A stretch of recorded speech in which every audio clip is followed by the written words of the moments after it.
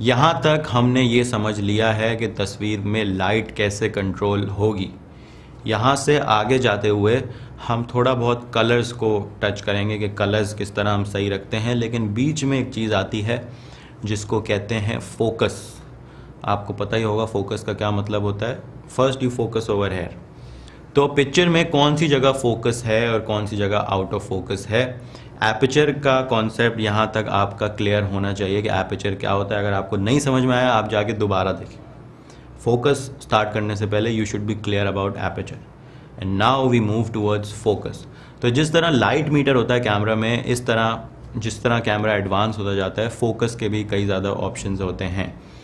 कुछ ऑप्शंस आपको वीडियो में हेल्प करते हैं, लेकिन this course is not about video, so we will only be discussing modes that you use in photography. अगर आपको लाइट मीटरिंग के मोड समझ आ गए हैं तो फोकस मोड्स भी मोर और लेस बिल्कुल सेम ही होते हैं। आप कैमरा को ये बताते हैं कि फोकस कहाँ करना है। अगर आपका कैमरा बहुत एडवांस है, बहुत पैसे हैं आपके पास, तो फिर आपका कैमरा ऑटो ट्रैक कर लेगा कि एक बंदे की शक्ल है यहाँ पे, तो मुझे इसको प्रायोरिटी देनी चाहिए, या फिर एक जानवर की शक्ल है मुझे इसको प्रायोरिटी देनी चाहिए। इसको कहते हैं फेस ट्रैकिंग।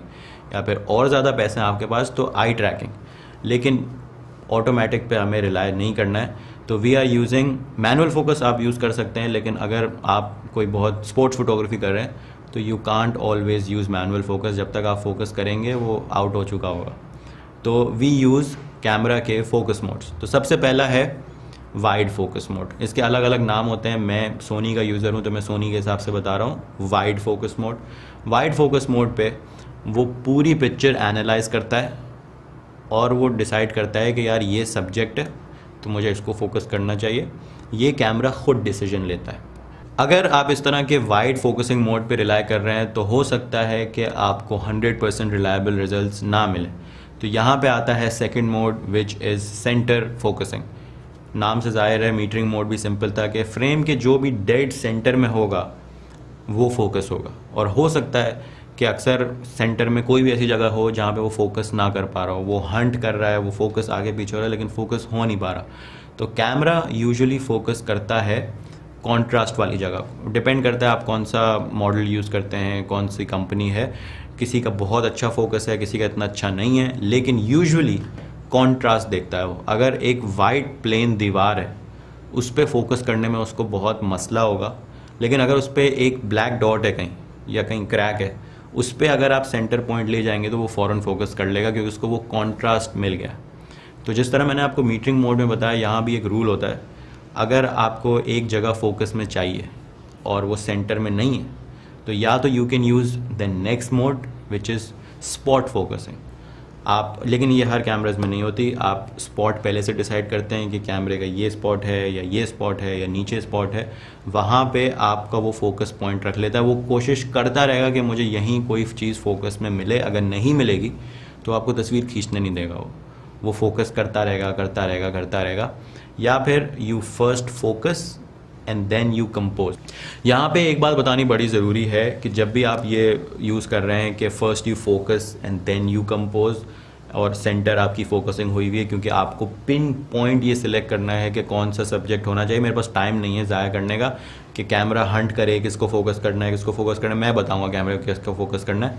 तो first you focus then you compose. तो आपका जो कैमरे का शटर बटन होता है वो 2 स्टेप्स में चलता है। पहला स्टेप होता है half press which is called focus. यह हाफ प्रेस मैंने किया, फोकस कर लिया, आपको आवाज़ आई, लेकिन तस्वीर नहीं क्लिक हुई। जब मैं पूरा दबाऊंगा तो फोकस पहले कर लिया था, तस्वीर अब खींची है।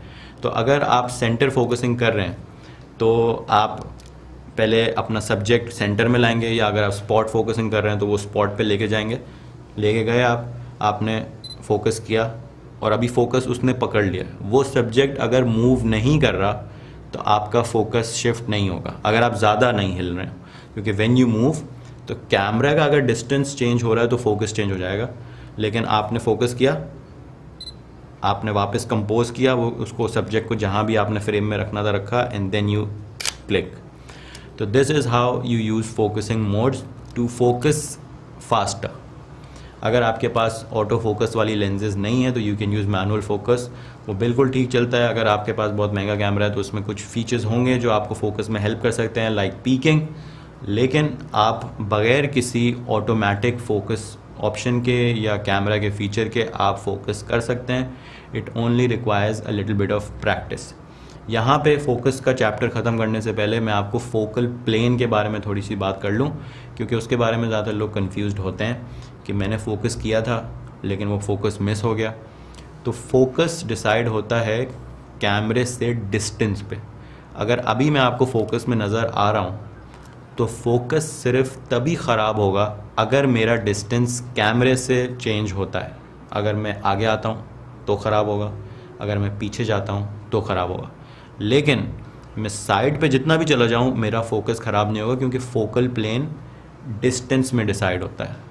मैं इस तरफ चला जाऊँ मैं फोकस में रहूँगा, मैं इस तरफ चला जाऊँ फोकस में रहूँगा। लेकिन अगर मैं आगे आता हूँ, जैसे आपको नज़र आ रहा है मेरा हाथ आउट ऑफ फोकस है, तो फोकल प्लेन इस तरह अफेक्ट होता है। इसी तरह जब भी आप कोई लेंस फोकस करते हैं तो वो इस तरह आगे जाती है फोकस करते हुए और इसी तरह पीछे आती है, डिपेंडिंग कि आपको एपर्चर का कॉन्सेप्ट समझ में आ गया। So these are the focus modes. अगर आप अच्छे से यूज़ करेंगे तो आपकी कोई भी तस्वीर आउट ऑफ फोकस नहीं आएगी, चाहे आप शादी में फ़ोटोग्राफी कर रहे हो, आप स्ट्रीट फ़ोटोग्राफी कर रहे हो या आप स्पोर्ट्स फ़ोटोग्राफी कर रहे हो। तो I hope you use them correctly. बहुत से ऑप्शंस हैं आपके कैमरे में, अलग होंगे, गो एक्सप्लोर देम। बहुत सी फ्लेक्सिबिलिटी होगी। कैनन के मोड्स अलग होते हैं, metering and focusing both Sony के अलग होते हैं, नाइकॉन के अलग होते हैं। तो उनके बारे में पढ़ें और use them to your advantage.